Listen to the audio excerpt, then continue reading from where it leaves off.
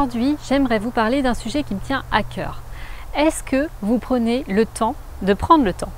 En fait, il arrive régulièrement qu'on soit débordé par la vie, qu'on soit stressé, qu'il y ait plein de choses à faire dans notre quotidien. Et pour autant, il y a des tout petits moments où on peut faire des pauses. Et je voudrais pour ça vous partager une expérience parce qu'elle m'a marquée et même encore aujourd'hui, je dirais 4-5 ans après, elle est toujours présente à mon esprit. Ce souvenir, en fait, c'est un rendez-vous que j'avais avec un client et on devait se rencontrer devant un centre commercial, devant les portes d'entrée d'un centre commercial. Et lorsque je suis arrivée, il n'était pas encore arrivé. J'avais à peu près 5-10 minutes d'avance et il faisait un temps magnifique comme aujourd'hui. Relativement beau, une température super sympa, un truc de fou quoi. Donc, j'ai attendu sur le parvis et pendant que j'attendais sur le parvis, j'étais juste en conscience de tout ce qu'il pouvait y avoir autour de moi.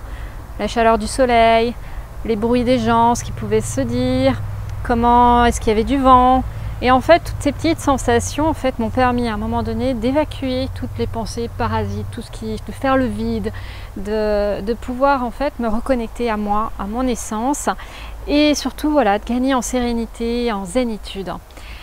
Et quand j'en ai reparlé après à table avec mon client, donc qui est arrivé à l'heure, en fait il m'a fait cette remarque, mais ça n'a pas été trop long et je lui ai répondu mais non, en fait j'ai profité du soleil, de pouvoir me poser un peu.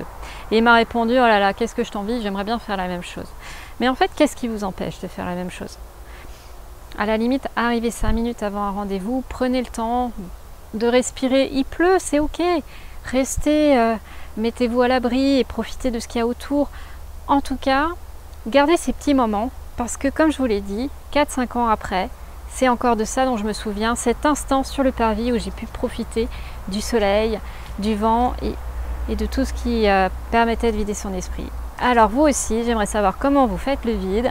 Est-ce que ça passe forcément par la méditation? J'en suis pas si sûre. Et la preuve, je viens de vous la faire par l'exemple. À vous de me dire ce que vous en pensez. Dites-moi tout sous la vidéo. À bientôt. Bye!